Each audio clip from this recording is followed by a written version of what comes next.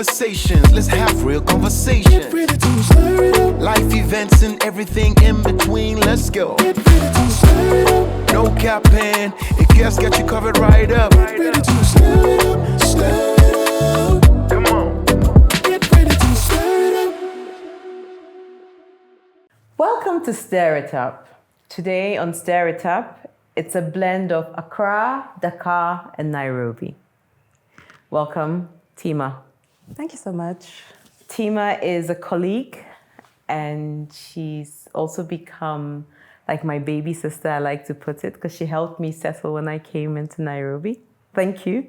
I was accusing the team a couple of days ago that no one's checked on me.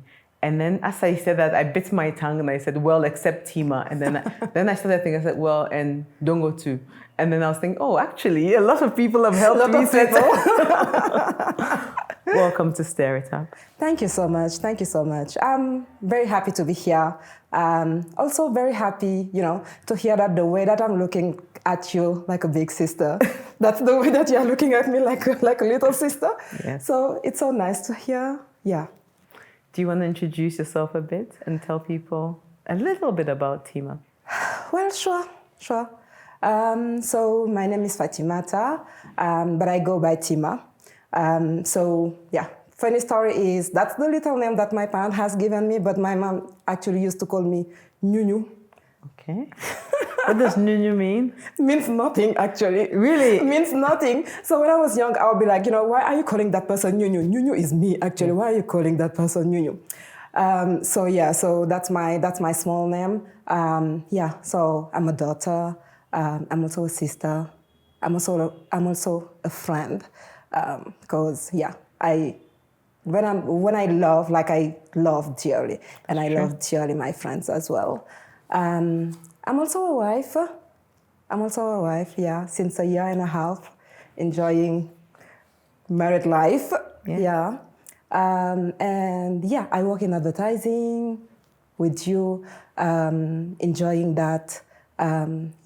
What else can I say about me? I'm Senegalese, very proud of it. West African, very proud of it as well. I think the thing that defines me the most is I'm a Muslim. Yeah. So, I think that's a good enough introduction. I think that's this is a marked shift from your normal introduction where you say, hi, my name is Tima, I'm an account director. Yeah, I know, You've right? told us a bit more about yourself. So that's great. Tima and I are going to be talking about her journey across 3 different African cities. So through Dakar, Accra, and Nairobi. Yeah. And it's a conversation about just being fluent in her faith, but also fearless, and just the foresight she's had on this journey, and just courage, if I can throw that in there. Because some of the things you've had to do require courage. What do you think? Well, I would say I'm very okay with the word courage. Okay. Less okay with the word fearless. I can see that. Yeah, I'll explain why. I just believe in the fact that even though you have fear, there is something else that is pushing you, going beyond. Okay. Yeah. So, if your journey was a tagline, and you had to tell us, what would that tagline be? I would say, do it or don't start it at all. Don't do it at all. Tell me more. So I'll define it like that because, like I said, I really believe in the fact that when you want to start something, you need to go over and beyond. Yes. You don't just start it, and not giving yourself enough, how can I say it well in English? Not giving yourself, not pushing yourself harder to achieve what you would like to achieve. So I just feel like when you are committed to start something, whether it's a job, whether it's, getting married with someone, whether it's, spending more time with your parents, you need to go hard on it. Okay. Otherwise, please don't start it because I'll speak for myself. What I'm the most afraid is the shame at the bottom line, which is, what did I do actually not to be able to make it? Got it. Yeah. Got it. So I need to throw this in there. I always say to Tima that if I spoke French 3/4, no, not even like a quarter as well as she spoke English, I would be patting myself on the back.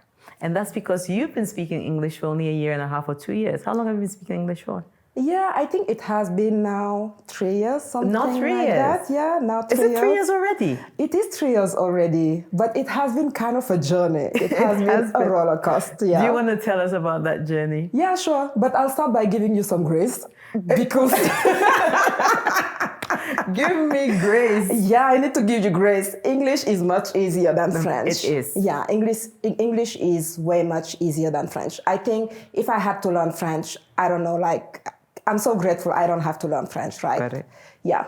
So my journey to learn English, actually, I'll explain a story here, Yes. which come from a prayer. Okay. So I was going to my old office. I was driving, being stuck in traffic in Senegal. Like Senegal has so much traffic. So I was stuck in traffic. Then I was reflecting on my life. I was like, God, if only I could have, this job where I'll be challenged, where I'll be able to, handle projects that are very, very, very interesting, where, I'll wake up in the morning knowing that, okay, I have to deliver this thing, I have to run for this thing. Then I'll have, it won't be easy, it won't be an easy journey, but I will really try to find a way to crack the problem. God, if only I could have that. And also, God, if only it could be, in an environment when people are speaking English, because I really want to speak English. Because nowadays, English is like the business language. I won't even say nowadays, English is a business language. And if you don't speak English, it looks like something is missing. Yes. Like at equal competencies, people will go with the person that speaks English. Right. Because then you are able to speak with multiple countries. So I was just reflecting like that, and I was a little bit unhappy where I was before because of the type of project that I was handling. I really wanted to be pushed more in my boundaries, if I can say it like that. And then I was telling to my mom, I think I'll just resign. I think I'll just resign. I'm unhappy. I don't like the environment. I'm not happy. Yes. And she told me something powerful. She told me, Tima, if you resign today, you won't be the first person that is unemployed, and you won't be the last person that is unemployed. So if you decide to resign today, just resign. Okay. God will open something else for you. Then it came from there. And funny enough, I had a deadline for my resignation. Yeah. How many weeks, how many months? It was a month. Okay. I was like, at the end of this month, I'm done with you guys. I was like, at the end of this month, I'm done with you guys. Then someone contacted me. Someone contacted me through LinkedIn. There is this big company that is looking for an account manager. Though I was an account director where I was, but they explained me which kind of company it was. They explained me which kind of project they were doing. Then the first thing that I said is, guys, I don't speak English. I understand that you guys have seen my profile. You guys are interested in my profile, but I need to be honest with you guys. I do not speak English. And they told me, what's your level? Then I'm like, honestly, the way that I'm speaking to you right now and I'm asking you, send me a message because I can't understand what you're saying, that's my level. And they was like, it's fine, because actually we're looking for a French speaker. We're looking for a French speaker that will be able to help us, better understand our Franco markets. And I was like, yeah, sure, then I can make it. So I went to the interview, did the interview, and then... Did you have a translator? I did not. You know what I did? Okay, I hope my previous boss will not see this interview. But she will. She will, right? She will. But did you use a tool to help you? No, so what I did is, what I like to do, like I said, I like going over and beyond. Okay. So when I was prepping that interview, I've prepped for any type of question that they could ask me, anything. And I wrote it down. I wrote down the question, I wrote down the responses in English, in my broken English. And then, she would ask me, can you put your camera on? So at the time I was working, so I took like an hour to go and do the interview. I did the interview in my car, in Dakar, under 39 degree in the car, and I closed everything. I was sweating. I was like, maybe not today, maybe another day, I'll put my camera on. Then I did the interview like that. Any question that she was asking me, I would go through my notes. And see, do I have an answer for this I'll go one? through my notes. Do I have an answer? And then I'll be like, is this what you mean?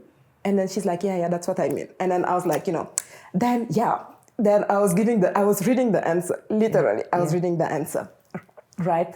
And then, and a couple of days before that, I had resigned. Yeah. I had resigned, then Ogilvy called me for this. So I did the interview, and even before they went with my profile, because I did not talk like they would go with my profile, because my English was so broken.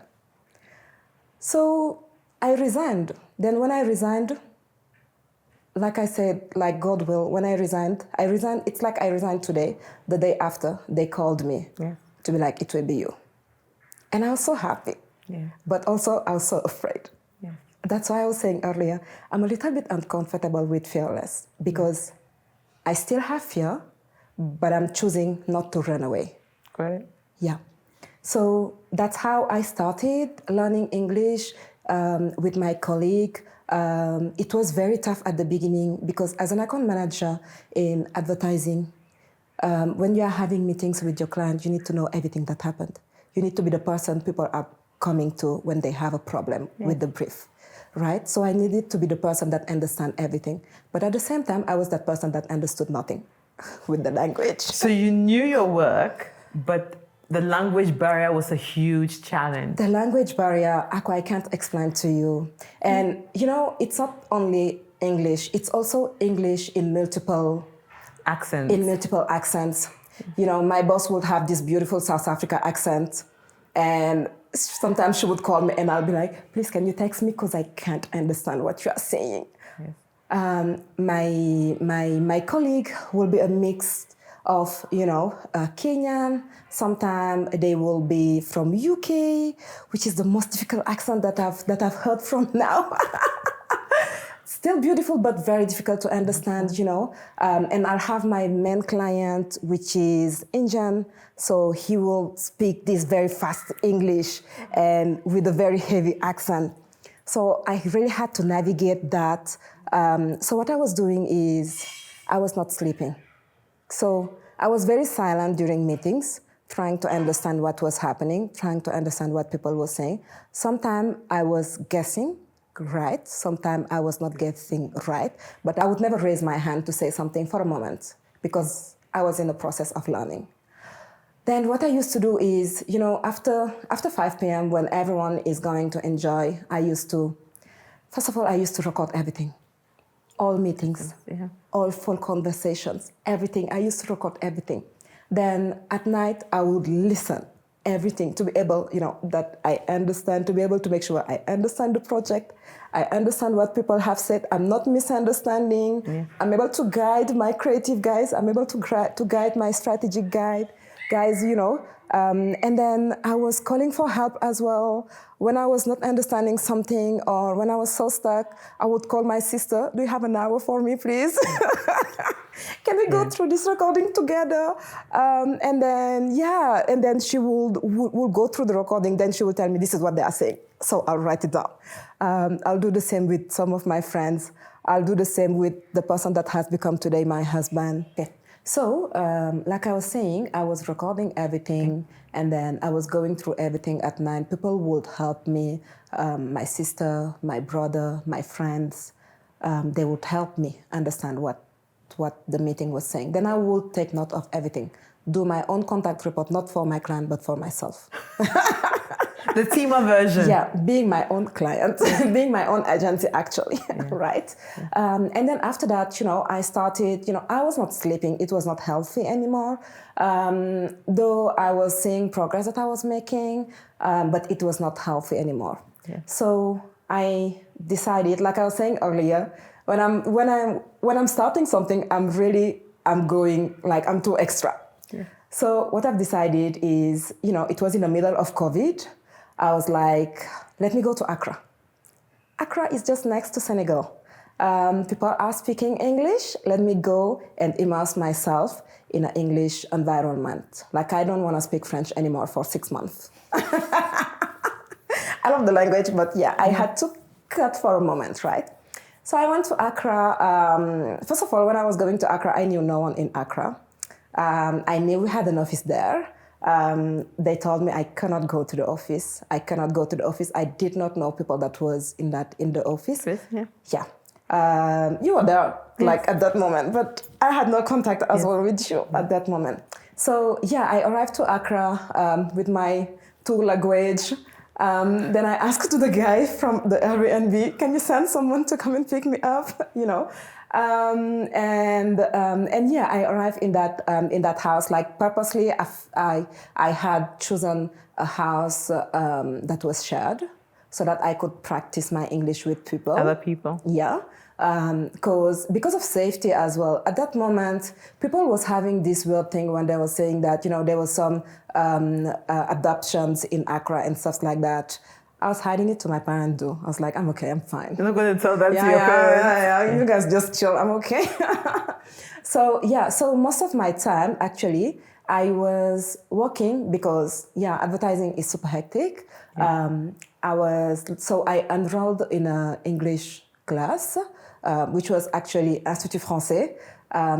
They were giving English class. Yeah. So I started there, but then that's not what helped me the most. What helped me the most was actually, talking to people, only in the house, like talking to people in the house, going outside, talking to my Uber driver, going to the mall, like, everything is in English, talking to the person at the cashier. I think I had 2 persons with who I was interacting, but in 6 months, it make a big difference. Yeah. So in 6 months, I was able to elevate my English at a point where I did not have to ask to my friends or to my husband or to my sister, what was they saying here. So I was able to understand now. And I think, like, it even showed when one of my clients was like, oh, wow, you have started talking now. And I was like, well, I was not talking because I was not speaking English. And if you were speaking French, I would speak French with you. Thank you. And he was baffled. He was like, what do you mean you were not speaking English? How are you handling all those projects that you are not speaking English? And I'm like, yeah, that's another story for another day. But yeah. So then, I went to Accra. I did 6 months. And then after that, COVID was over. Then I had to move to Kenya because they've seen that now I can speak English, but also I can speak French. So I arrived to Nairobi again, alone, knowing no one here. I mean, I knew people from the office, but knowing only my colleague. Then I arrived here. I remember my first interaction with our CEO. He said, "This is a very different Tima than I met 2 years ago. How come you now can speak English?" And I was like, I put a lot of effort in it.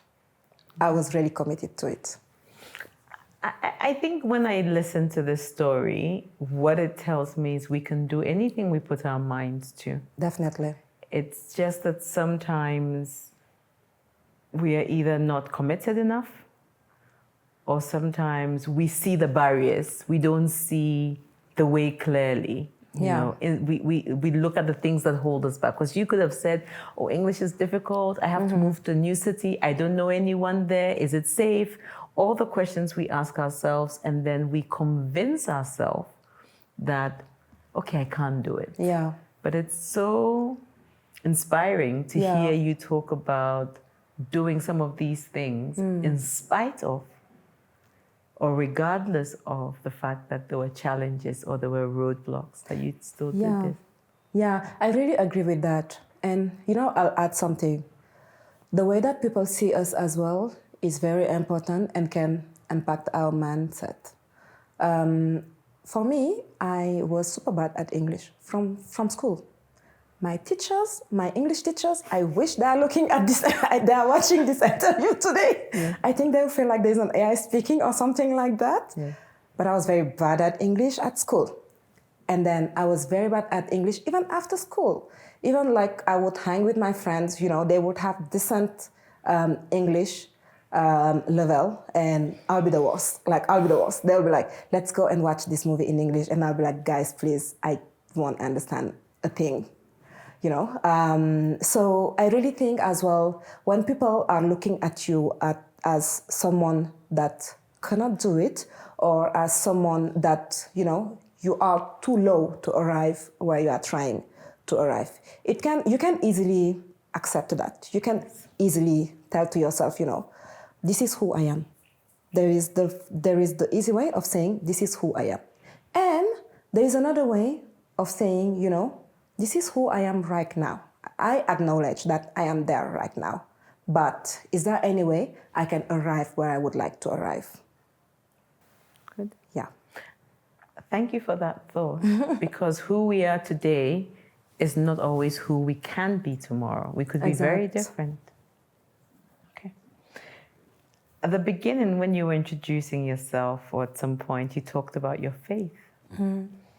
And you talked at a point also about it came from a prayer. Yeah. And I think faith is one of those things that we're either born into and naturally we It's nurture. cultural. Sorry? It's cultural sometimes. It's cultural, yes. Yeah. Or sometimes we find our own faith. Do you want to tell us a bit more about your relationship with your faith? Yeah, sure. So I think I'll say something that I have discovered these days after reflection, which is, I feel like when I was looking at going to Nairobi, because when I was putting a lot of effort in, being better at my job, being better at English to be able to reach the international scale, I was also looking at arriving to Nairobi, coming here and then starting here and then having all the opportunities that are here that doesn't exist in my country, and that's what I was looking for. I was like, I want to go there for profession. But when I'm reflecting to it, I have that feeling that, that metaphor where people are saying, I'm pointing the moon and you are looking at my finger. Yes. Instead of looking at the moon. Instead of looking at the moon. I feel like God was pointing the moon, I was looking at his finger. Okay.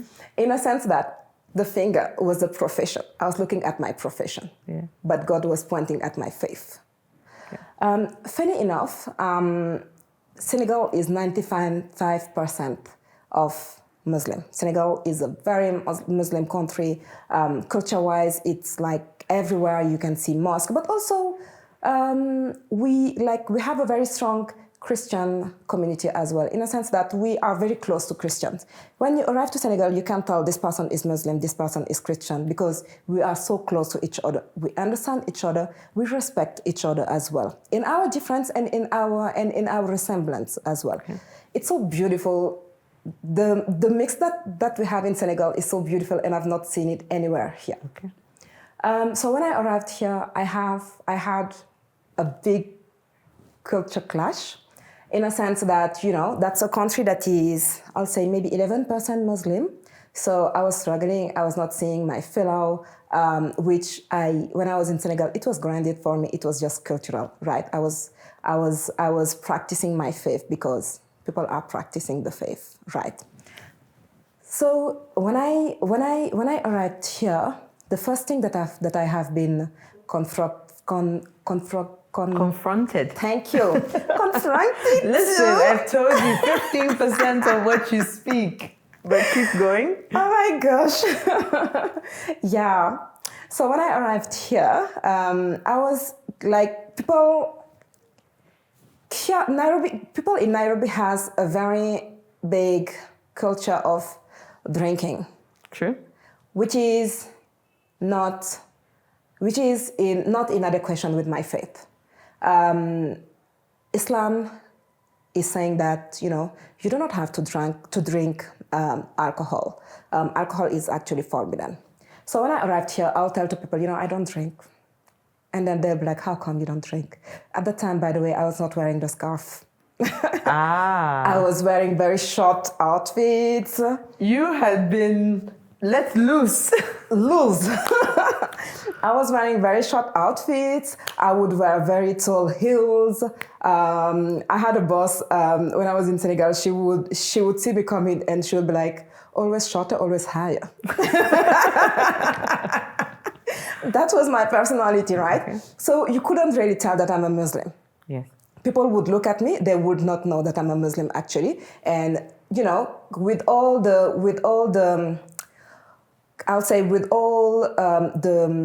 good intention, they will propose me to drink. And I'll be like, I don't drink because I'm a Muslim. And they're like, how come you don't drink? So if you don't drink, what do you do in your life? What do you do in your life? What do you do for fun? It's like your life is meaningless without some alcohol. Thank you. And I would be very intrigued. I'll be like, what do you mean? So because you are drinking, so explain to me. What is alcohol helping you in your life today? So explain to me. And then they would explain to me, that's because some people would tell me, it helped me having conversation with people. It helped me being chill, and I would understand. I'll be like, yeah, well, good for you. For me, I've never drank. I don't want to start drinking, and I'm okay having a conversation without alcohol. Because actually, I've been born in that, so I had to adapt, right? Okay. Yeah, which I understand. They have been born in one situation as well, and they had to adapt. But when it started getting conflicting, it is when people are telling you, in a month. I'm giving you a month. You'll be converted. In a month, they would use that word. In a month, you will adapt. Yeah. I'll be like, what do you mean? Have you adapted? I've not adapted. Good. I think they are adapting to me. Yeah, so they will tell me, in a month, you will stop drinking. Surely you will stop drinking in a month. You will adapt in a month. Yeah. And, I'll be like, I don't think I'll adapt. Not in a month, not in a year, not in a lifetime. Because it's something deeper in me. Yes. It's my faith, and I'm really holding into it. And, I understand there is nothing negative that they were trying to do. I understand that. But it's something that is big in my faith. So when people would go and have, their shot of beer, I'll have...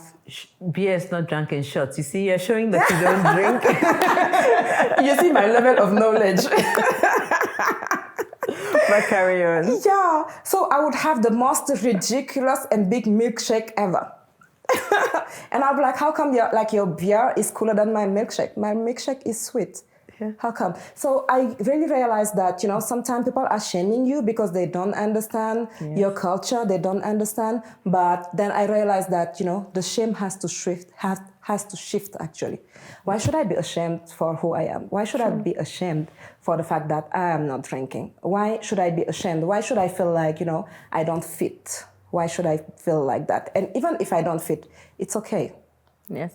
It's okay. If I don't fit, it's okay. I'll find people with who I fit, or I'll fit with myself, or even beautifully, you will accept me the way that I am.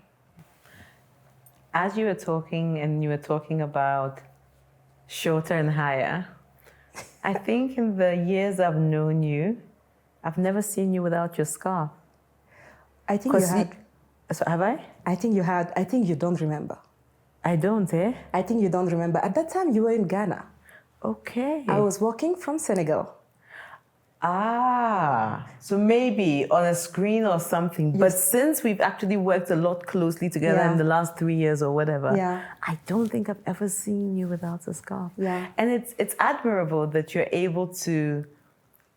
You look beautiful. You look stunning. Thank you. Every single day I see you, I'm like, Tima looks stunning all the time. And it's nice to see someone who is able to dress modestly Yeah. and still look beautiful and gorgeous, you know, Yeah. without Yeah. shorter and higher. Even though but it's not a criticism of those who dress short and high. It's just Sure. nice to see you Yeah. being the stunning representation Yeah. that you are. And I think another thing was as well, there are a lot of Muslims women that would like to wear the scarf because in our religion, actually, we believe that it's mandatory, right? But you know, as in all religions, you cannot follow all the rules, or you are doing your best. Yeah. You are just doing your best because at the end of the day, you are human, right? This scarf for me is a personal, I'll say journey to my spirituality. And when I start wearing the scarf, I think you were not seeing me. You were in Accra. Yeah. I used to tell to my husband that I look like an egg. Why were you round? I did not know how to wear this thing. But now you're so flawless. You just put it on in like 2 minutes and I'm telling you, I could wake up at 7 a.m. and arrive at the office at 10, being late, being ashamed, being late because of what I've been spending time to wear a scarf. To find a way to wear my scarf. And then I was like, I need to find a way. This can't continue. I need to find a way. I start watching tutorials. Yeah, I was like, I need to find my own style. I need to find my own style. And by the way, like I've not looked at, this person is wearing her scarf like this, let me wear it that way. I did like A/B test, like we say in marketing. And this test is what worked for you. A/B test. I'll do it on Saturday, on Sunday, try and stop and try. And there's something as well that I wanted to point out that is important. When I start wearing this scarf, a lot of people asked me, or a lot of people took the assumptions that, it's because I got married. Okay. It's because now I have a husband. My husband forced me to wear my scarf. Poor guy. He's taking responsibility for your decisions. He's taking responsibility for my own decision. He was in Senegal. He did not even know what was happening. Even for himself, when he arrived to Nairobi, he told me, "Oh, what's happening now?" And I was like, "Yeah, I feel okay like that. I feel okay wearing my scarf." You're no longer an egg. Yeah. I feel okay wearing my scarf. I found my way of wearing it. Yeah. Mashallah, I don't look like an egg right now. I'll describe myself as a flower. You are a flower. Thank you. Absolutely. You are definitely a flower. So if you think about this journey you've been on, what would you say you are most proud of? Just talking a little bit about this journey. So I'll say that I'm very proud, obviously, of my journey with English. My journey of learning English, the whole roller coaster, going to Ghana, arriving here. It was super hard. It was super hard, but at the end of the journey, it's just end up with sweetness. Got it. And I remember the hardship with smile. I remember the burnout that I did in Accra. When I arrived there and I had to jungle work, school, life there, just arriving there. So I'm very proud of that. I think the second thing that I'm really proud of is the fact that, when I arrived here, I've been able to shift mentalities toward me in a sense that it's very easy to feel alone. Yes. It's very easy as well to feel like people do not understand you. People do not understand you because of your culture. It's very easy to also feel like people are pressuring you to change. People are pressuring you to fit. And I'm very proud of myself in a sense that I've always been true to myself, always been true to what the character, the education that your values. Yeah, the values that my parents has given to me. Yeah, So I could have arrived here, people would have told me, just have a shot, just have a drink. And A shot of beer. Thank you, a shot of beer. Just have a small shot of beer. And then to have friends, I could have, because at some point, because you don't drink, people can't hang with you because that's how they used to live. That's how they're going outside. That's their lifestyle, which is not fitting with your lifestyle. So you can easily feel alone. Yeah. And I remember I was telling to my mom, I might be alone, but I'll stay alone. I'll stay alone with my faith. It's okay. I'll stay alone with my faith, and I'll stay alone with, the person that I am, with honesty to myself. But you have found friendship. I did. And it's interesting. I have an episode where it's two friends, they're best friends. Yeah. One is Muslim and one is Christian. Yeah.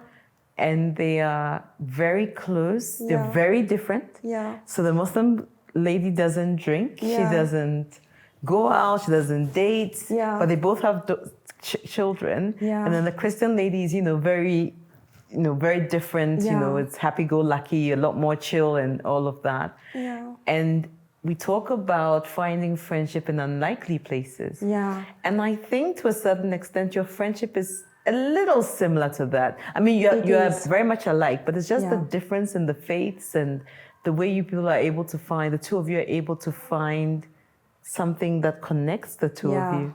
And you know what is funny? Yes. What is connecting us is faith. It's faith, even though Yes. you don't have the same faith. Even though we don't have the same faith. Yeah. Even though we don't have the same faith. I love her so much, my dear friend Teresa. I love her so much. I'm so also grateful to have her in my life. I always used to tell her, Terry, I think I've met you to be a better Muslim. And she used to tell me, that's so funny. I think I met you to be a better Christian. And Terry and I, we can spend the whole night. She can arrive at my house at 11. We can sleep at 5 because we have been talking about our faith.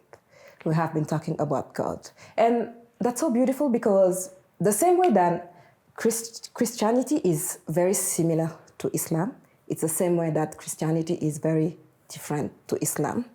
And we just enjoy having those conversations, always respectfully, always, understanding the other person's point of view and your point of view. And what is good is always trying to also be richer after that conversation and also be a better person. Be a better person because there's so much that links us. Let's say, for example, we'll find out that there is something that we are both doing and that is not good. The last one that we found out is gossiping. And I agree. It's gossiping. We are keeping each other honest. Accountable. We are keeping each other accountable. Because gossiping is one of those things that is very destructive. Thank you. It's very distracting. And it's a negative energy that you bring into your space. Yes. Can be slanderous to somebody else who is sitting in their corner. Yeah. And a lot of the time, I find, we don't have the full picture. So we're only saying something from a very small point of view. Yeah. And not extending grace. I love what you said because I feel like you took the word from my mouth. I probably did, but go. Yeah, it's exactly that. It's like, there is that person that is sitting there and then you guys are here, knowing 10% of that person's life and then judging that person for that 10% that you know. Sometimes 10 is a lot. Yeah. Sometimes it's 4%, sometimes it's 2%. Sometimes it's even a rumor. You've heard a rumor. Yeah. And then from that rumor, you are painting a full story. Yes. You are painting a full story, which is so unfair. Yeah. And it's sometimes in the small things, eh? And I'll give you an example. Yeah. It's in the small things where something tiny is said, but just the fact that it's unkind can set up a fire and almost ruin someone else's life. Definitely. Definitely. So sometimes it's that pausing and being cautious what you say. And I think I love that as friends, you're doing that for each other. Yeah. Because friendship is a place where it's easy to just gossip. Yeah.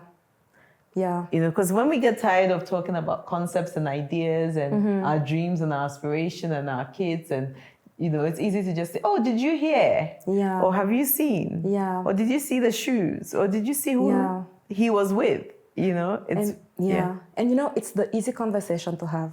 It is. It's an easy conversation to have. Because it's not about you. It's not about you. It's not about you. You're not talking about you. You're not talking about, you know, you're not looking at yourself in a mirror. You're putting someone else in a corner. And then you are, I don't know if gaslighting is the correct word. No, it's not gaslighting. I but don't you know. are, but maybe you are Judging. judging. You are judging with your eyes. You are judging with your mouth. You are also, I feel like with your mouth, you are also hurting. Yes. Hurting that person, you know. And there is something that we used to reflect on, is the fact that when it's what you were saying, when there is nothing else to talk about, people are just talking about Other people. other people's. So that's why I love my friendship with Teresa, because when we have done talking about work, when we have done talking about concept, when we have done talking about our clients, what are we doing? We are talking about God. Yeah. We are talking about how are we getting better. And I love that. My father, many years ago, said something, and it's always stuck with me. So there was conflict with my stepsister at the time, and obviously he was mediating that conflict. And he says, if you can't praise, don't destroy. Very wise words. Very wise word. Yeah. So, coming back on track, let's go into another part of this conversation about doing brave things. And I know that you said you prefer courage to fear, and I understand that. But let's talk about bravery. And when I say bravery, a lot of the time when people think about bravery, they think about the big things. Oh, I was able to win this award and I did a brave thing. I was able to turn this business around. And that's a significant thing. I'm raising my daughters. I'm running a big business and I'm a great daughter. And, you know, or they think about significant, showing up brave in significant situations. How do you show up brave on a regular Tuesday morning? Yeah, so that's exactly what you said right now. People tend to feel like bravery or courage is really about big things. And what they forget is, for some people, even waking up from their bed to go to the office is an act of bravery. Because people struggle with all sorts of things. People struggle with, like, I think some people don't imagine, like you were saying earlier, you don't have the full picture.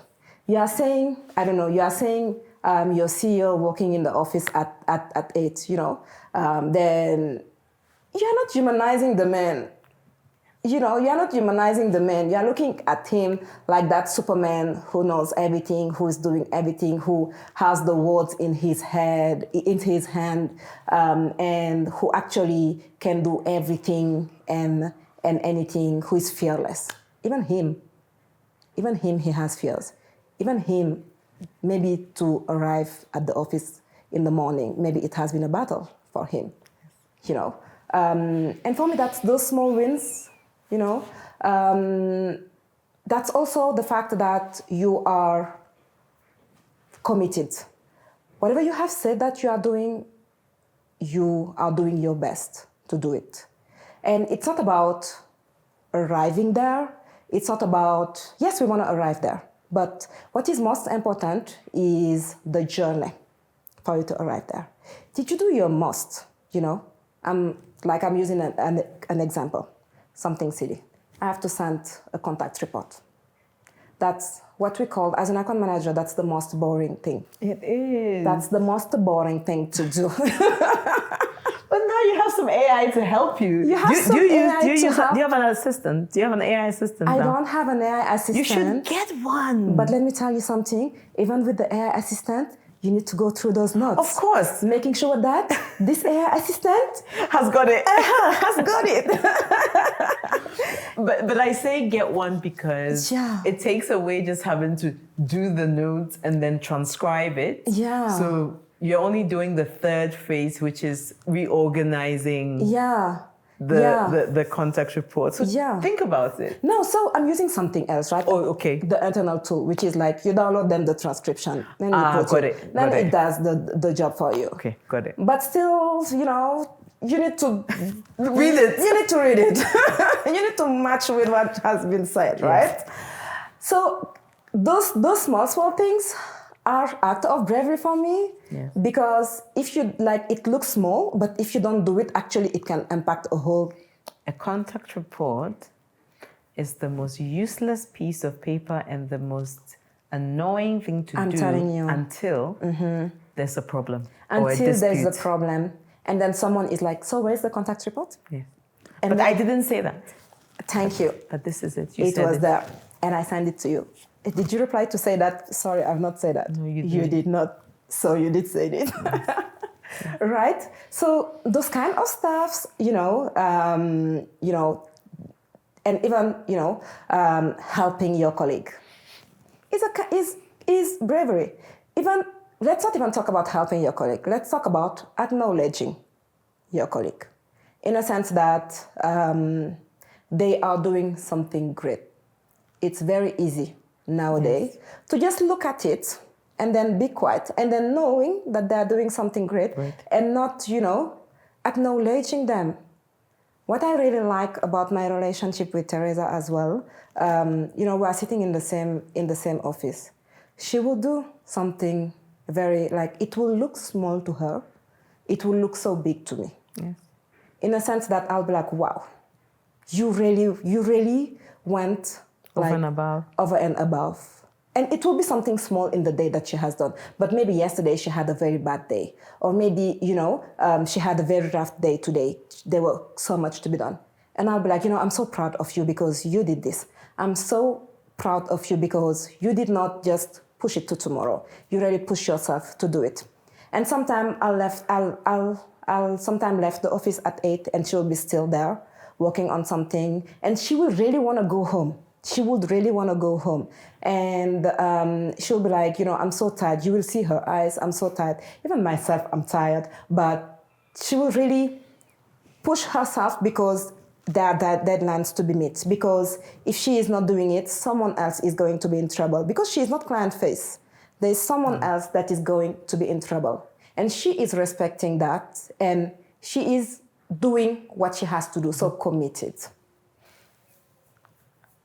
Do we always recognize the little things that people do? No. What do we have to do differently? Just as humans or just in the workspace to get people to start looking and saying, appreciating the little things. What do we do? So, like I said, like I'm doing with my friend, appreciate with words. Don't just appreciate in your mind. Appreciate with words. Verbalize it. Verbalize it, Say it to people. And there is something as well, which is even when we are verbalizing it to our fellows, which is, I'm an account director, she's an account director, it's very easy for us to have a relationship and to be like, you really did great today in this meeting. You really, you nailed it. Why don't we appreciate as well people that are working under us? We do it sometimes, people that are working under us, to push them, But the other thing is people that are managing us. People that are managing us. Who actually is appreciating them? Who asks me how I'm doing? Thank you. Who asks you how you are? How is your day? when you look stressed in a meeting, Yeah. is it that I'm going to say, okay, Aqua is so rough to me today, like I don't understand why is she like that? and then I'm going with the assumption that okay, Aqua has a personal issue with me. Yes. Why am I not trying to humanize that person? Why am I not trying to Aqua is also, she has this super role in the company today, and I'm looking up to her. But Aqua is a human. She's a mother, she's a daughter, she's a friend, she's a sister. Thank you. And she probably struggles with the same things I struggle with. Aqua has fears. Aqua has fears. Maybe when we are working on this project, Aqua needs to stand tall. Aqua needs to show me that we are going to make it. But maybe Aqua has fears too. Yeah. Maybe Aqua is like, will we even make it? But let's go. We will try and make it. And we've been in the trenches We've together. been in that, we've been in that. We've been in that. And I don't know if I told you enough, how much you have put in that project that we're working on and how much I was looking up to you. I remember at some point, they were one of my colleagues was telling me, you're working so much with Aqua now, you're becoming a small Aqua. I hope that's a good thing. She was like, in the way that, people would, the people that we were managing at that time, they had that problem, and then you would call it out, or bravely you would call it out, even though, those are people that hierarchically, in the hierarchy, thank you, they are higher than me, I'll have to call them out, that sense people will be like, hey, you're becoming a small Aqua now, But it's also doing it with respect and kindness, but saying what needs to be said. It is. To make the progress that needs to be made. Thank you. Because you do need to, at the end of the day, we're all working for a company and we all want the success of the company, right? And we even want our own success. Yes. Personally, when I was looking at the project we were working on, I was like, I don't want to fail. Because first of all, when I was starting that, I had no clue it was about digital. I had no clue about digital. I learned everything there. But then at the same time... But you learned fast. We were both fish out of water. Thank you. We were both. And, I could see it as well for you, but I would look upon you. I would look, at your attitude. Because where is it that I want to arrive in my career? And what's the posture that people that has arrived there have? Yeah. I'll see that sometimes, you would call people and then sit with them and then, go through report with them just for you to understand what is it that this thing is talking about. Have your own understanding and not being clueless in the meeting. And you will do it in a very short time frame. Yeah. And I'll repeat the same. I'll just go and repeat the same. I'll just go and be like, okay, gotcha.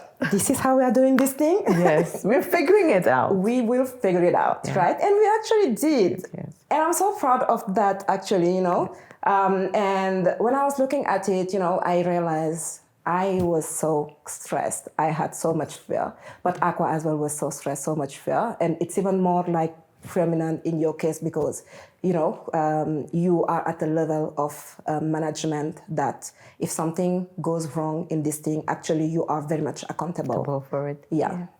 I mean, thank you for saying what you said, because a lot of the time, there are things that we do that we don't always recognize in ourselves, but we see it easier in other people. Yeah. So when we were talking earlier, we were talking about how I was saying you were diligent and you were resilient and you were working hard, and you talked about recording your meetings and trying to understand, playing back everything.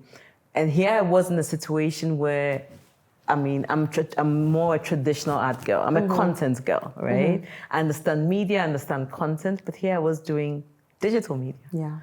And it's not necessarily my biggest comfort zone. Yeah. But what do? I sit down and I try and understand and I do the homework. Yeah. And I didn't even recognize that I was doing that, because that is me in my own little way, learning, being resilient and trying to assimilate as much as I can Yeah. to achieve something. Yeah. You know, so Yeah. thank you for that reminder, because I had never looked at it that way. Really? No, I hadn't. Wow. I'm seeing you and I'm saying, wow, you learned how to speak English in 6 months. Like you've gone from being like a novice to a Jedi master. And, you know, but it's nice to be able to pause and also see, and it's good to see things through the lenses of other people. Yeah. Because then you see things or about yourself and even others that you haven't, definitely. you haven't thought about. Definitely. And it was not, and even like, it was beyond digital. Remember, we were doing app, True. which is something that is even deeper, Yes. with stakeholders from our clients that are very, very knowledgeable. I understood. And we're staying tall. We're fighting. We're fighting. Yes. So, thank you for that. Tell me about. So we've talked a little bit about what bravery looks like every day. Mm-hmm. What does success look like on the daily for you? Okay. On the daily, success just look like happiness, I'll say. Okay. In a sense that whatever you are doing in your life, if you are happy, for me that's success. If every day you are waking up in the morning, then you are happy. You are happy to wake up. You are happy to go for what you are going for. No matter what it is. I can be happy because I'm waking up to go and cook. I can be happy because I'm waking up to go and farm. Yes. I can be happy because I'm waking up and then half of my day, I've decided I won't work anymore. Half of the days I'll just work now, the other half, even though I'm winning less money. Yeah. Growing up, I always thought that happiness or success was big things. Money. Big things, money, awards, car, house. Big job. The beautiful husband that has a lot of cash as well. The big job. Yeah. The people like you arrive at the office, people taking your bag, and then you are going to meetings and stuff like that. I mean, for some people, it's still the case. I won't say that I'm not looking into having big cars and having great jobs and stuff like that. Maybe that's my happiness. Yes. But that's what defines my happiness, right? Sure. So on a daily basis, it's all the small actions that I'm doing and that I know it's taking me closer to that happiness, to that forever happiness, if I can say it like that. Yeah. So that's really what drives me, if I can explain it that way. Yeah, that's really what drives me. If I wake up in the morning, for example, and they're telling me, Tina, you are going to work in this project for app, which happens already before.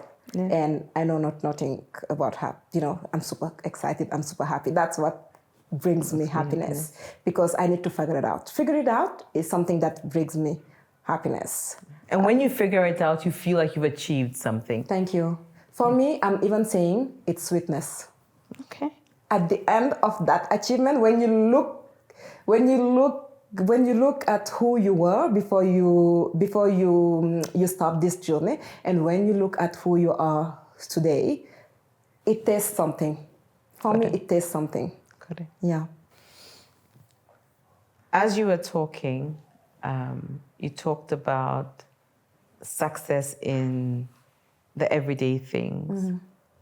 These days, success is me being able to even have a conversation with my daughters, because I'm in a different time zone. Yeah.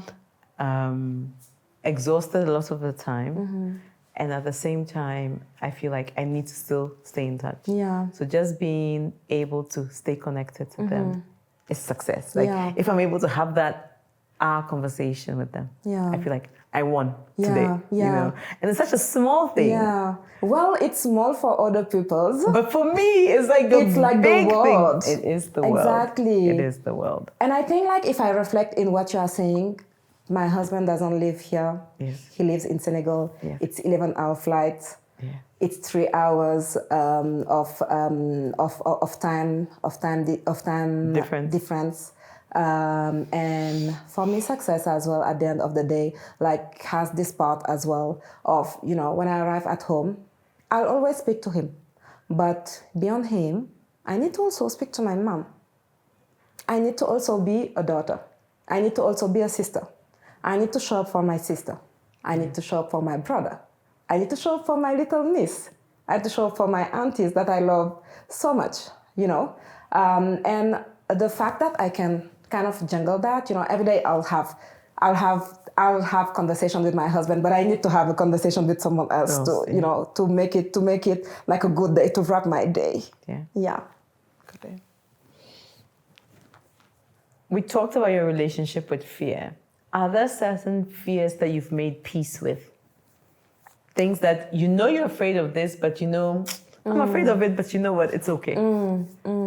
I think work-wise, because I understand myself better now. Okay. In a sense that I know who I am, I know what I'm capable to do, and I know what I'm not, what I cannot do. Okay. I know what I cannot do. I know what kind of job I know if I take it, even though I don't have the solution right now, I know I can figure it out. Got it. Some type of jobs, I know if I take it, even though I don't have the solution right now, I'm not too sure I'll ever have the solution, you know. It's just also part of my personality. Like there are some works that doesn't work with my personality. And I think the one thing that I still very much, I have anxiety about it, is being a mom. Like raising a kid in this area, like not in this area, in this life, in this time, yeah, in this time, right? Because it's like, how are you even getting ready for that? What's the prep for that? But nothing prepares you for that. Thank you. Anything else, you can get prep for it. But I do think you make an excellent mom. Well, I still have... And I'm sure I'm not the only person who's told you that. Yeah, you are not the only person who told me that. I'm saying, you know what I'm saying? I'm looking at myself when I was young, and I'm like, you know, my mom went through this. What am I going to put what are they going to put me through? But I can tell you, Karma, you will get a bit of that. Well, But I think that you take some of the lessons, right? definitely. But you know, a child is not a project. Well, you need to treat them like a project. Let me explain something. Let me explain something. Explain. You will raise them. Yes. You will give them values. They will grow with their own personality. True. They will go with their own personality. There is nothing you can force. They will actually go with their own personality. True. What you can do is help them sharpen that personality. True. I'm so afraid to raise someone that won't do good in this society. You know, I'm so afraid of that. That's the anxiety that I have. But then the question I have is, Yeah. what does your faith tell you? My faith tells me to be resilient. My faith tells me to leave all my affairs to God, and to pray God, to ask God for what I want. And if that's what is best for me, You get it? God will give it to me. If that's not what is best for me, God won't give it to me. But also, my faith is telling me as well that some people are getting tested through their family. So that's your test. So will that child test me? But let me tell you something. Your fear is valid. Yeah. I think that children are the one area that your life will be stretched Yeah. in ways that are unimaginable. Yeah. And I always tell, the young people that I work with when they have a child that your heart literally bursts wide open. Yeah.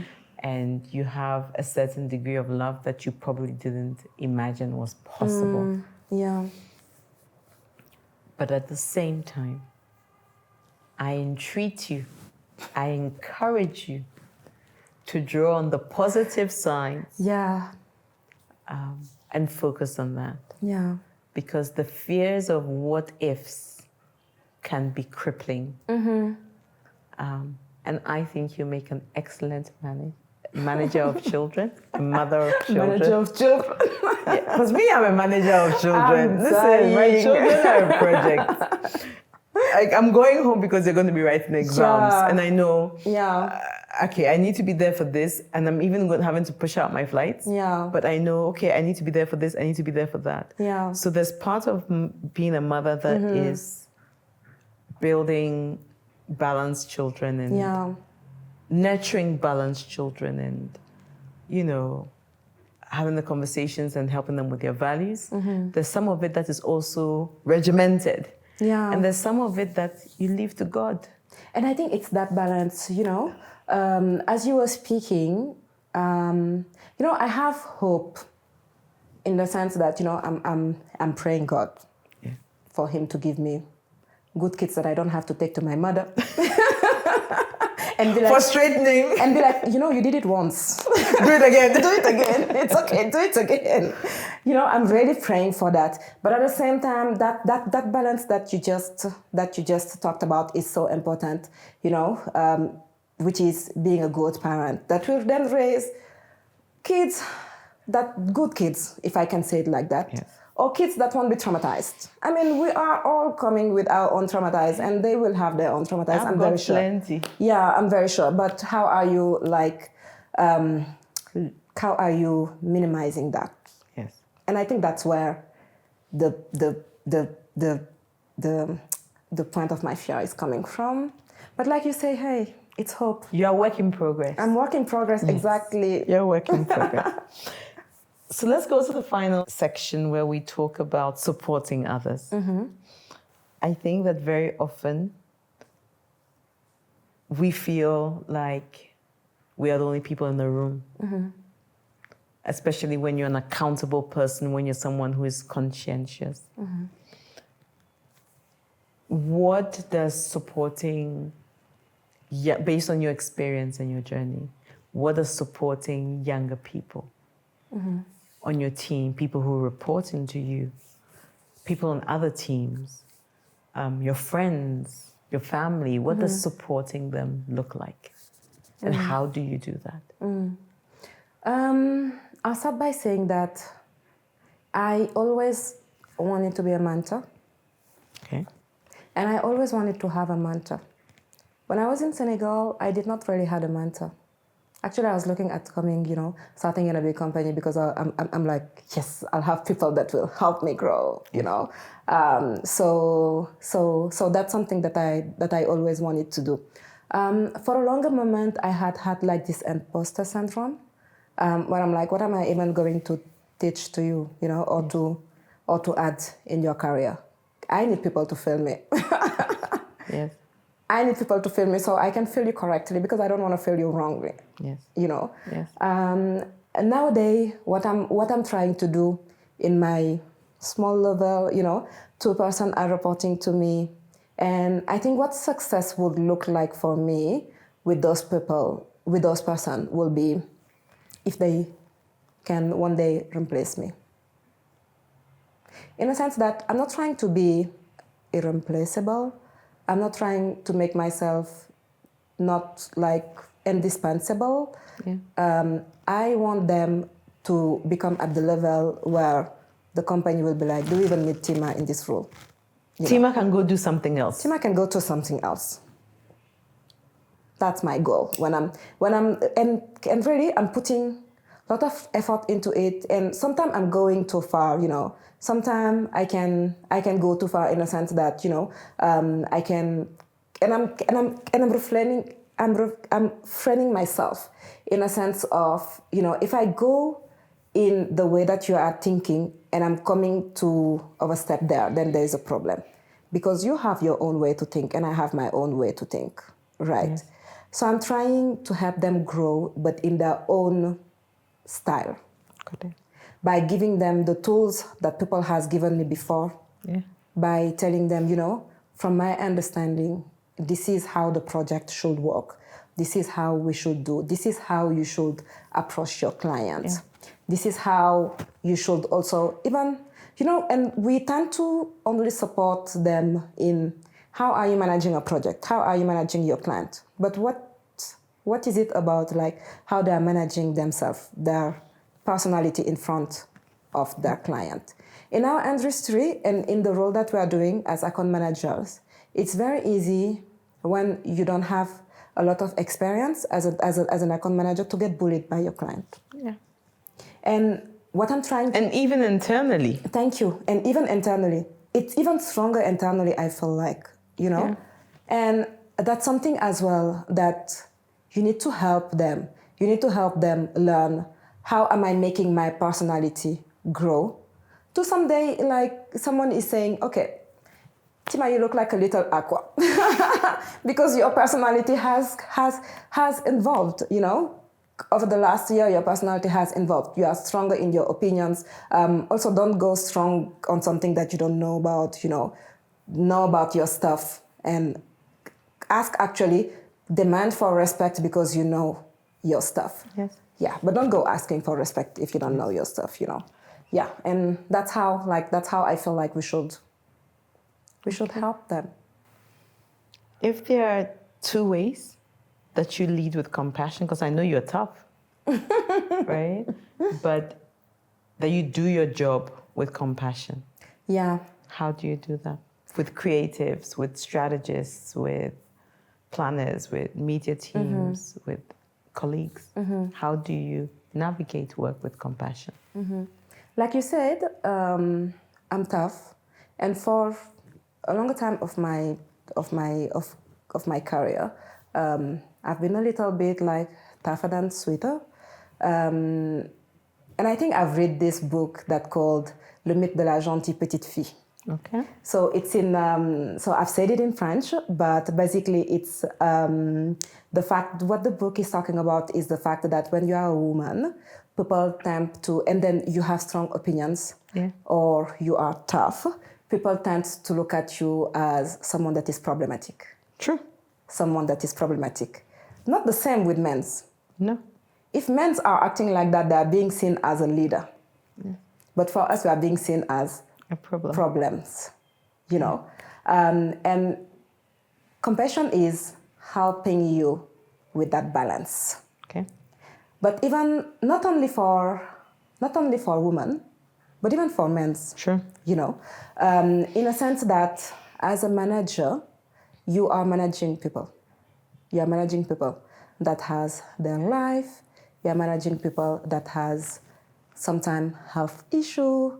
Yeah. You are managing people that has sometimes family issue that you don't know. And as you were saying earlier, you are not seeing the full picture, and people will not come to tell you the full picture. And actually, they don't have to come and tell you the full picture, right? And I really believe that kindness in work is a superpower. I don't disagree. Yeah, I'll phrase it like that. Kindness in work is a superpower. And that book really opens my mind in that sense, you know. Treat your colleague the same way that you would like them to treat you. First of all, treat them with respect and dignity. Not because they're working for you that you need to, you know, shame them in front of people because they don't know X, Y, Z. Not because they are late in delivering something that you need to shame them or something like that, you know. Always try and look at the big picture. I used to tell to creative people, for example, guys, if I can buy more time for you, I would. I will, always. I'm not like, you know, trying to trap you guys. I'm not trying to trap you guys because I just feel like being a creative is so tough. And I was saying earlier, you need to humanize people. Being a creative is so tough, you know, being given a timeline to deliver creative work. It's insane. I don't know, honestly, I have so much respect for them. I don't know how they are doing. What if I had a bad day? What if I have a creative block? What if I have a creative block? Yet this account manager is running behind me. No, Tima is running behind me. Yeah, no, I get it. Tima is running behind me, you know? And sometimes I'll be late on something, to deliver something, for example, and I won't be late because I haven't done my job. Maybe I'll be late. Well, sometimes I can be late because I haven't done my job. and I'll acknowledge it. But sometimes I can be late because someone else has not been able to finalize their part. Yes. And part of compassion and part of kindness is to understand that that person is human, and that person, can also, like, life can happen to that person. Understood. There's something beautiful that I remember that you said one day. When we were working on this project, on this digital project, we were all like, there's a person, she might need to manage better the team, etc., etc. And you said, let me reflect on that. And you said, let me understand the full picture. And you said, while we're all here saying that those people are not well managed, this person is taking the work of all the people. Because actually the people that are behind her are not supporting her. Yes. And you did say, and while she's doing all that, that person has health issue. Mm-hmm. And you did say, then how can we do to support that person in her role? Because that's a good profile. It's not that it's not a good profile. It's that that person is overwhelmed. And not speaking up. Thank you. And not speaking up. And there are people... Because they're potentially protecting the people. Thank you. Yes. They're protecting the people because that's also the way that that person is kind to her people. That's her superpower as well. Yes. She's kind with people. But in another way as well, it's put her in a tough position. It's also a weakness in a certain way where you need to be able to say, I will do things differently. But you're absolutely right. Yeah. And, if you worked with someone else that did not have your wisdom, for example, that person could have been, looking at the numbers, it doesn't work. Let's replace. Then we'll replace, then that person will go exactly through the same because the support system was not there. Yeah. Thank you.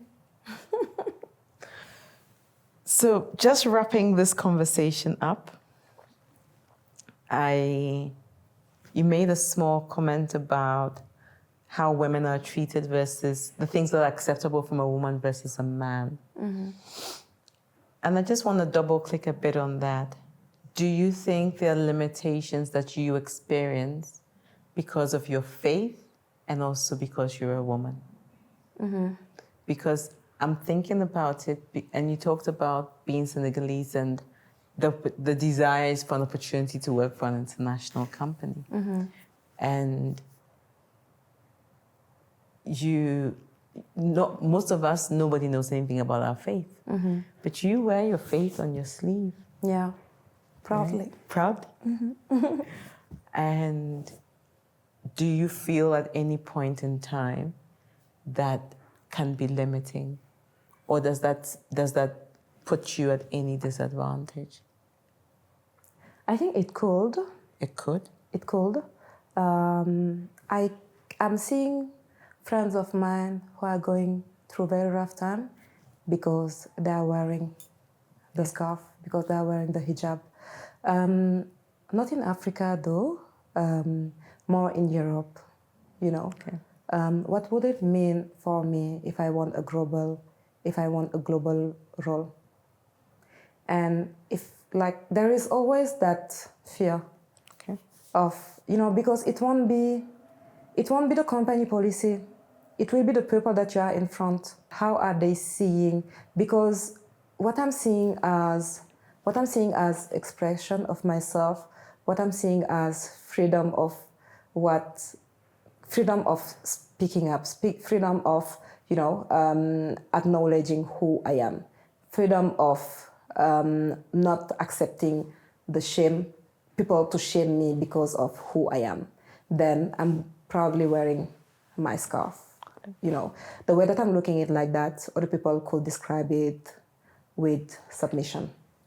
Other people could describe it with close-minded. Other people could describe it with, if I had that person, if tomorrow the husband of that person, that's always where the man is going. Always the husband. If the husband of that person tells to that person, quit that job, will they quit it? Yeah. There's always that fear.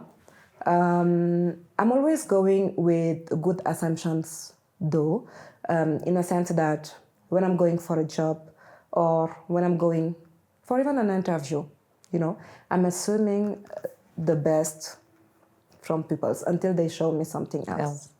Until they show me something else. And if they show me something else, I'm assuming that sometimes it's because of ignorance. Because if I explain you why I'm wearing my scarf, you might understand.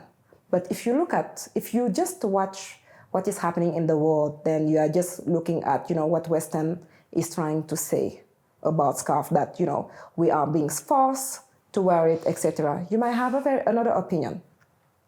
And I can give you grace for that. Yeah. I can give you grace for that because, I don't know if I were in your situation, would I think that way because of media consumption? Yes. Would I think that way? But I'm also giving myself grace in a sense that, I need to be able then to explain to you that, that's actually not the case. Most of the Muslim women, yes, there are Muslim women in the world that are wearing the scarf because they have been forced. Yes, we acknowledge in Afghanistan and stuff like that, yeah. And that's something horrible that even for us, well, that says nowhere in our faith that you should force someone to do something. But I can tell 90% of the Muslims women today, they're wearing the scarf because they want to. And if they did not want to, you would have seen it in their behavior. Yeah. Thank you. Final words. Yeah. Tell us if someone saw themselves on a journey similar to yours, where they were faced with a challenge that they needed to stare in the face and take by the horns. If there were two things you would say to them, what would those two things be? I will say, reflect on it's super important to have people to reflect on, in a sense that people that you are looking upon. Personally, I'm looking upon people that are beside me and people that came before me. My mom, she's the most resilient person that I've ever seen in my life. She came from a small village and then she built the world. I'll say it like that. She arrived she is working now in an oil and gas company, she did the most. My dad literally is part of Senegal history, in a sense that he was a resistant when the first president was around, have been blacklisted in all universities, has been thrown by force to the army, and he really taught me how to be perseverant in what you want. Because even though he has been blacklisted everywhere, he still managed to go to France, do his tuitions, managed to have a good profile and come back for a great job. I'm reflecting to my sister her kindness, which is now inspiring me to be the person that I am. Reflecting to my brother, he's so smart. I'm reflecting to the fact that, my brother is the kind of man who would do tests just for fun. Just to be I was testing myself. To see how good I am. Yeah, just to be he will do this test. There will be 2 in Senegal that will be picked for that test, and he'll be me, I was just doing it to test myself. Please go with someone else. I was not So I interested. guess the overachiever runs in the family. Thank you. It does actually. And my husband as well, he's the most, he taught me how to look at people in a human way, how to see people actually, how to understand that people are just human. Yeah. So that will be the first thing that I would have said. The second thing that I would have said is, when you are starting something, don't stuck at your fear. Don't stuck at your fear. Beyond fear, there is courage. Okay. Go deep for it. Look at it as a run. Start running, and you can stop sometime to have some water. You can stop sometime to, have a hug from a family member and explain to them, it's tough, but I'm still going to run, You can stop sometime to be yo, I need you to run behind me and cheer me up. It's for me to arrive. But don't stop until you arrive. Right. It doesn't matter. What is important is not will I arrive, or what is important is not will I arrive first, or will I do the best run. It's not that. What is important is what is the journey that I'm putting to arrive there. That's where I was telling you earlier, the sweetness is when you arrive, then you look back, and you be like, wow, I was so tired, But I still stayed. I still ran. Like, I did not give up. I'm not ashamed actually of myself. I'm very proud of myself. That's what I would have said. Thank you. Thank you so much. Mocktails coming up. So to what I call the fun part of all of this, I've made you a mocktail. Yeah. It's a mix of stuff. Yeah. You're only required to taste it and tell me if there's any flavor you taste. Okay. That's all. Okay. So here we go. That's the fun part. That's the fun part for me. Well, it has been fun since the beginning. It has been. Thank you, Tima. Stir it up. Okay, so let's go. Let's see. Let's see if you can tell. It's not very sweet. I was being good to you.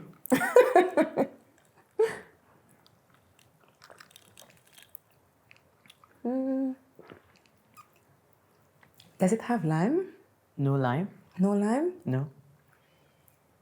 It reminds me of, do you know? Do you know? Yes, I do. It has no in it.